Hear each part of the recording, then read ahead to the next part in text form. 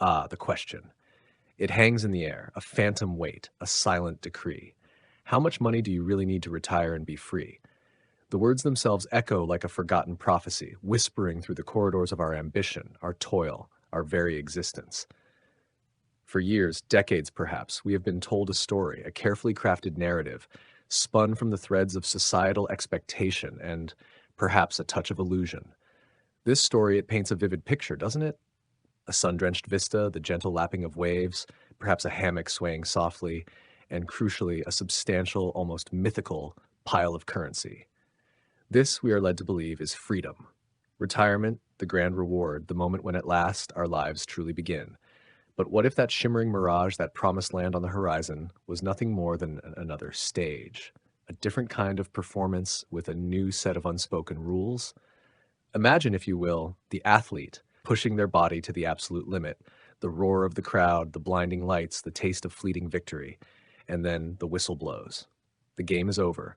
They are, supposedly, free.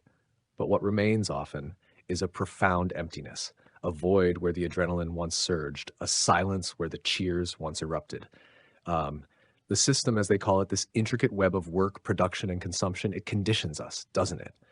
It tells us our worth is measured in output, in achievements, in the relentless accumulation of things.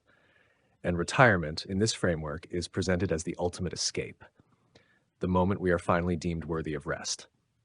But consider this. Have you ever felt that even the most luxurious prison is still a prison? Once you begin to see this illusion for what it truly is, once the glittering promise of endless leisure reveals itself as potentially just another form of confinement, a far more unsettling question emerges from the shadows. A question that strikes at the very heart of our desires, our fears, our deeply ingrained beliefs. How much is enough? Think about it. Really, think about it. The moment the comfortable fiction of retirement as ultimate freedom dissolves, you are left, starkly, facing the numbers. The cold, hard math. The so-called target that everyone, from financial gurus to well-meaning relatives, insists you must hit. That magic figure, isn't it? The one that will supposedly unlock the gates of serenity. 1 million, 2 million, perhaps even more. And many of you, I see you, I know you, you've already begun the chase. This frantic scramble, this relentless pursuit of an ever-increasing sum. You clip coupons, you pore over investment portfolios, you sacrifice evenings and weekends, all in the name of reaching that elusive number. But what if the very premise of this chase is fundamentally flawed? What if the shackles you believe money will break are not made of metal, but of mind? Alan Watts, a voice of profound insight, a man who dared to question the very fabric of our perceived reality, he would pause at this juncture. I can almost hear his knowing chuckle. He would lean in, his eyes twinkling with perhaps a hint of mischief, and ask, what if you don't need money to be free? What if all you truly require is the courage, the sheer audacity to live without the script?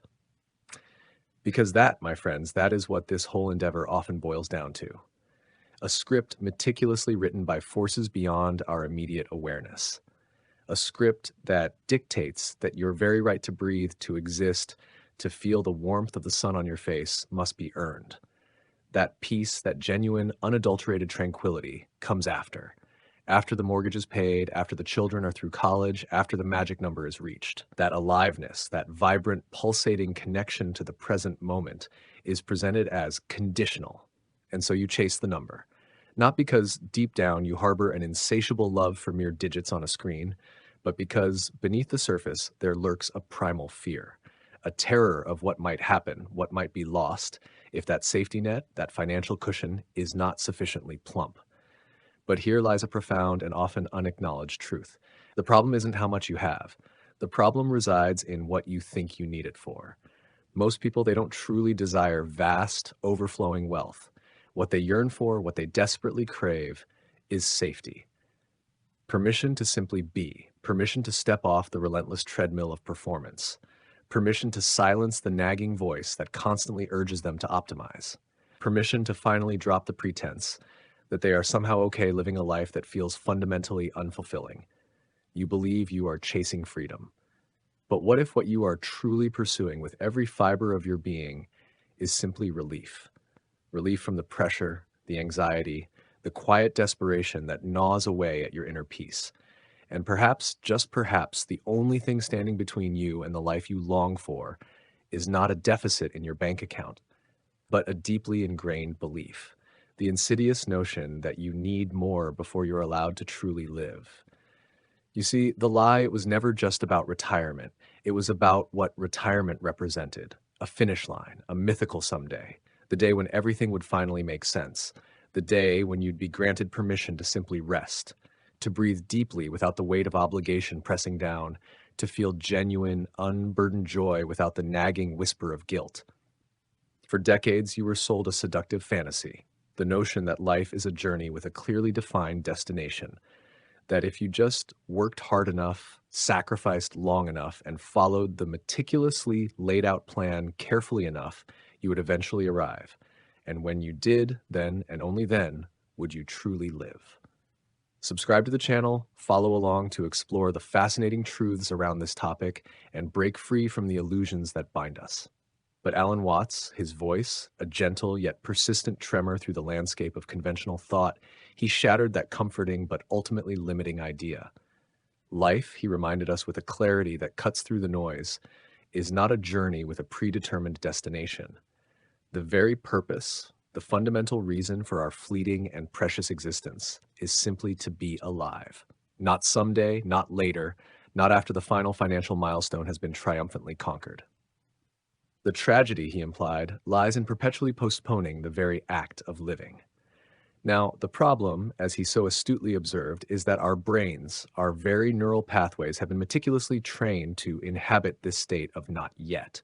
From the tender, formative years of childhood, the conditioning begins.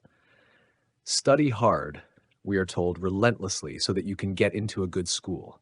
Get into a good school so that you can secure a good job. Get a good job so that you can diligently save money. Save money so that you can finally retire. And retire so that at long last you can be happy. Ah, that elusive final stage, the one that perpetually recedes like a shimmering horizon. But here, my friends, lies a treacherous trap. Someday, that mythical point in the future, it never truly arrives. Because the very habit, the ingrained pattern of postponing life, of perpetually deferring joy and presence, it insidiously morphs into a way of being. It becomes your default operating system. And by the time you believe you are finally ready to embrace life, to savor its richness, to feel its vibrant pulse, you have tragically forgotten how. The very capacity for spontaneous joy, for unburdened presence, has been atrophied through years of disuse. Behavioral economists, they have a term for this insidious tendency. They call it delay discounting. The inherent bias, the almost reflexive inclination to undervalue the profound and immediate present in favor of a hazy and often illusory imagined future. The longer you relentlessly train your brain to defer gratification, to postpone joy, the more profoundly difficult it becomes to even recognize joy when it stands directly in front of you. You don't just delay life, you actively lose the very ability to feel truly alive at all. That, my friends, is why millions upon millions of souls remain tethered to jobs they quietly hate. According to a chilling 2023 report, a staggering 61% of Americans are emotionally detached from their work. They go through the motions day after dreary day, their spirits slowly dwindling. But they keep showing up, not because deep in their hearts they believe in the purpose of their endeavors, but because a primal, gripping fear whispers relentlessly in their minds, terrified of what might happen if they dare to stop. You are not working for freedom. You are working to maintain momentum, to simply keep moving on the preordained path. Because if you stop, even for a moment, you might be forced to confront the silence. And within that unnerving silence, you might just have to admit to yourself the terrifying truth that you never truly wanted this life in the first place. This is the insidious danger of the retirement myth. It dangles a glittering but ultimately hollow prize before you. It gives you something to chase relentlessly, but never teaches you how to truly feel. It trains you to run with frantic energy, but offers no guidance on how to genuinely arrive. It transforms your precious, fleeting existence into a mere transaction. Trade your vital, irreplaceable time now to perhaps buy your life later.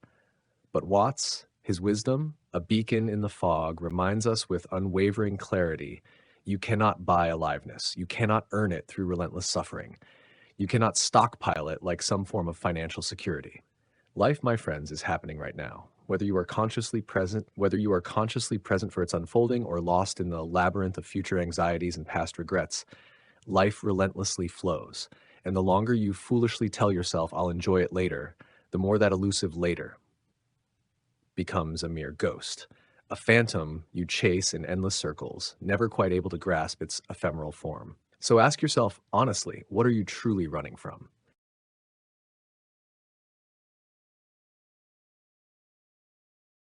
So, what then is the answer? If freedom isn't a number and retirement isn't the destination, where do we find ourselves? The answer, my friends, is not in the future, but in the practice of the present. It's in the quiet rebellion of choosing to live now. You see, the truth is, the world is telling you a different story. It's a story of control, of security through accumulation. They call it financial freedom, passive income, real estate portfolios. But what they're really selling you is the illusion that you can buy your way out of uncertainty, that you can hoard enough to finally feel safe. But Alan Watts warned us about this very illusion. To hold your breath is to lose your breath, he said. And that's what so many people are doing, holding their breath until the money feels like enough. But here's the tragedy. Many people do reach the number, but still don't know how to live. Millionaires retire only to fall into anxiety, burnout, and depression, not because they ran out of resources, but because they never practiced presence. They spent decades training their minds to optimize, to maximize, to hustle. And when the machine finally stops, they don't know how to exist outside of it. They have everything they thought they needed and still feel trapped because freedom was never a product. It was a practice, a way of being they never learned. In 2010, Nobel laureate Daniel Kahneman revealed something profound. Beyond a certain income, around $90,000 a year, people's emotional well-being doesn't improve. More money may buy more comfort, but not more happiness. Because happiness isn't built on wealth, it's built on attention. It's built on your capacity to be where you are, not constantly craving where you're not. You don't buy your way into freedom, you train for it. You live it moment by moment, choice by choice, not in some imagined future when everything's finally settled, but right here, inside the life you already have. The people who understand this live differently. They stop waiting for permission. They stop optimizing every minute. And instead, they create space in their day for what Watts might call mini retirements. Moments where nothing needs to be earned, achieved, or justified. Moments that aren't useful, but are alive. A walk with no destination, a conversation with no agenda, silence without guilt, stillness without shame. These are not luxuries. They are practice. And the more you practice presence, the less afraid you become of your own life. But that's the paradox. The world will keep telling you to chase, that you haven't earned rest yet, that stillness is irresponsible, that time is only valuable if it's producing something. But the people who never slow down never learn how to stop. And the people who never stop never discover who they are beneath the motion. So the question isn't, do you have enough money to be free? The real question is, have you practiced being free at all? Because if you haven't, if you've spent your life holding your breath for the future, you'll get there gasping. And freedom, true freedom, will feel like a foreign language. Not because it's impossible, but because you never gave yourself the silence to learn it. So, if freedom isn't something you earn, and if it's not something you buy, then why does it feel so far away? Because from the moment you were old enough to understand words, you were trained not to live, but to prepare. Not to be, but to become. Your entire life was structured around getting ready for the next thing, the next grade, the next job, the next step. You were taught to study hard so that you could pass the test so that you could get into college, so that you could get a job so that you could earn a living so that eventually you could retire, and maybe, if everything worked out, finally start living. But no one ever told you when that moment would actually begin, because it doesn't. It just keeps moving, just like the horizon. And that's the point Alan Watts was trying to make when he said, you are under no obligation to be the person you were told to be. Because the version of you that society shaped wasn't designed for presence. It was designed for performance. You weren't raised to feel your life. You were raised to delay it. The education system didn't teach you how to be still or how to listen to yourself. It taught you how to obey, how to compete, how to stay on track. The labor system didn't ask what made you feel alive. It asked what made you useful. And slowly your mind adapted to this rhythm, one where the present was never enough and the future was always the goal. That's why so many people struggle in silence. According to Pew Research, the average American works 47 hours a week, but spends just 2 hours per week on what could be called true personal presence. 2 hours out of 168. That's not living, that's rehearsing. You were trained to postpone your life. And unless you unlearn that training, you'll keep waiting for the moment to begin, even when there's nothing left to wait for. So, what does it mean to unlearn? It means recognizing that your worth is not tied to productivity, that you don't have to finish every task before you're allowed to feel peace, that joy doesn't have to be earned through exhaustion. It means letting go of the lie that life begins after the inbox is cleared, the bills are paid, the schedule is under control, because it doesn't. Life begins the moment you give yourself permission to feel it, even in the middle of the chaos. And here's the paradox. Those in-between moments you've been dismissing, the quiet coffee, the afternoon walk, the sound of your child's laughter, the pause between tasks, those were the real thing, not the distractions, not the filler, the point. To unlearn is not to reject responsibility. It's to reclaim rhythm, to stop waiting for a grand event and start living inside the small ones, the overlooked ones, the human ones. Because the tragedy isn't that life is short. The tragedy is that we spend so much of it preparing to live that we forget to actually do it. You've been told you need to wait. But maybe what you really need is to stop and remember this moment right here isn't a stepping stone. It's the whole path. Once you begin unlearning the script, the one that told you to wait, to earn, to postpone, you start to realize something even deeper. The problem was never just the goal. The problem was the pace. You've spent your whole life being told to aim for a number, some financial target that promises peace once it's reached. Retirement accounts, income streams, investment strategies, all of it built around a single question. How much is enough? But maybe the better question is, enough for what kind of life? Because if you're chasing someone else's rhythm, someone else's speed, someone else's version of success, it doesn't matter how much you have, you'll always feel behind. Alan Watts said it best. The meaning of life is just to be alive. It is so plain and so obvious and so simple. And yet everybody rushes around in a great panic as if it were necessary to achieve something beyond themselves. That panic is the rhythm you inherited, the clock you never questioned. But not everyone plays that game. There's a quiet rebellion happening beneath the surface. People choosing to downshift, to slow their lives, lower their costs, and reclaim their time. People who've realized that freedom isn't about having more. It's about needing less. They're not waiting until 65. They're designing lives they don't need to escape from. Movements like slow living, FIRE, financial independence, retire early, and intentional work-life design are growing. Not because people are lazy, but because they're exhausted. Exhausted from chasing a finish line that keeps moving. Exhausted from trading vitality for validation. And more importantly, they're discovering that a slower life can be a richer one. Because once you stop measuring your life by income or output, you make space for something else. Rhythm.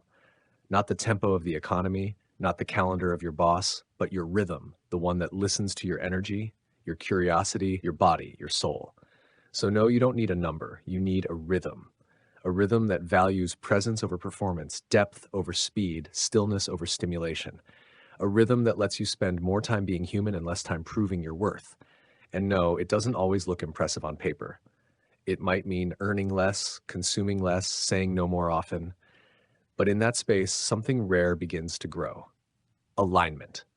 You begin to live a life that actually feels like yours, not one you're renting from someone else's expectations. Designing your rhythm isn't about quitting your job or fleeing society. It's about shifting the center of gravity in your life from obligation to intention, from reacting to choosing, from survival to presence.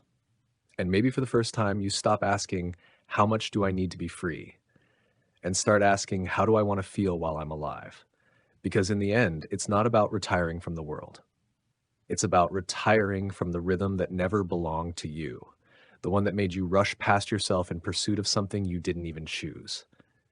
You don't need to retire to feel free. You need to stop outsourcing your rhythm to a world that never learned how to breathe. Because when you reclaim your rhythm, you reclaim your time, your truth, your life. But even after you reclaim your rhythm, even after you stop chasing the number, there's something deeper you'll have to face, a quieter force, one that's shaped your thoughts, your fears, your decisions. It's the script, not the spreadsheet, not the bank account. The invisible story you were handed about what a good life should look like. A story written by people who never asked what truly matters to you. A story so deeply embedded, most people mistake it for truth. Alan Watts warned us, the desire for security and the feeling of insecurity are the same thing. You think you're playing it safe, sticking to the plan, following the rules, but what you're really doing is performing a role you didn't choose to earn approval you never needed. You're not afraid because you lack money. You're afraid because your identity is tangled in expectations, in roles, in reputations, in a need to be seen as responsible, respectable, stable, even when it costs you your soul. According to a 2022 study from the American Psychological Association, the number one cause of burnout in high-functioning adults wasn't workload. It was the feeling of being trapped in responsibility, trapped in being the provider, the achiever, the adult who never breaks character. You weren't told to find yourself. You were told to become someone people could admire, someone they wouldn't criticize, someone who looked like success, even if they felt like a ghost. And this is what no one tells you about retirement, that most people don't actually retire from a job. They retire from a persona, from the pressure to keep showing up as someone they never really were. The respectability trap is real. It's the invisible cage where people keep performing because they're terrified of being seen as lazy, lost, or less than. They don't keep going because they love the script. They keep going because the applause is addicting, because being admired feels safer than being real. But what's the cost of all that pretending? You forget how to feel. You forget what moves you. You confuse achievement with aliveness. And worst of all, you start believing that freedom is something you have to justify, that you need to hit a milestone before you're allowed to change, to rest, to say, this isn't me anymore. But here's the truth. No number will ever free you from a script you're still afraid to question. The most radical act of freedom is not quitting your job. It's retiring from the character you've been forced to play. It's the decision to stop performing a version of yourself that was built to make others comfortable. It's saying, I don't need to prove my worth through busyness. I don't need to meet every expectation placed on me. I don't need to chase a finish line that was never mine. Because I'm not here to impress the world, I'm here to inhabit my life. And that's the shift the system never prepared you for. It taught you how to work, how to earn, how to survive, but it never taught you how to be, how to feel without performing, how to exist without a title, how to live without explaining yourself. That's why so many people reach retirement and collapse, not from fatigue, but from the emotional whiplash of shedding a self they've carried for 40 years. So maybe the question isn't, do I have enough saved? Maybe the question is, am I ready to stop performing? Because the greatest prison was never financial. It was psychological. It was the inherited belief that you had to become something more before you were allowed to be yourself. But Alan Watts reminds us, freedom isn't earned through obedience. It's remembered through awareness. You were always free to walk off the stage. You just didn't know the performance was optional. So what happens next once you step off the stage? Once you let go of the persona, the performance, the relentless chase for enough, that's where the real journey begins. Not the journey toward a destination, but the journey back to yourself. Because the truth is, you were never lacking. You were just buried under roles, responsibilities, and 1,000 silent agreements about who you're supposed to be. Alan Watts didn't promise you clarity or comfort. He didn't hand out formulas or 5-step plans. What he offered was far more dangerous: permission. permission to live without pretending, to stop measuring your life by other people's timelines, to stop delaying joy in the name of appearing responsible, to stop outsourcing your freedom to a system that was never designed with your aliveness in mind. So the next time you catch yourself asking, how much money do I need to retire? Pause, take a breath, and ask the question underneath it. How much of my life have I already postponed? Because maybe the answer you're looking for isn't at the end of a compound interest chart. Maybe it's right here in the decision to stop waiting for permission, in the courage to feel your life now, to reclaim your time, your rhythm, your voice. The retirement you're chasing may not come with a number. It might not be a date marked on a calendar. It might just begin the moment you stop performing and start paying attention. Because in the end, you don't need more money. You need fewer illusions.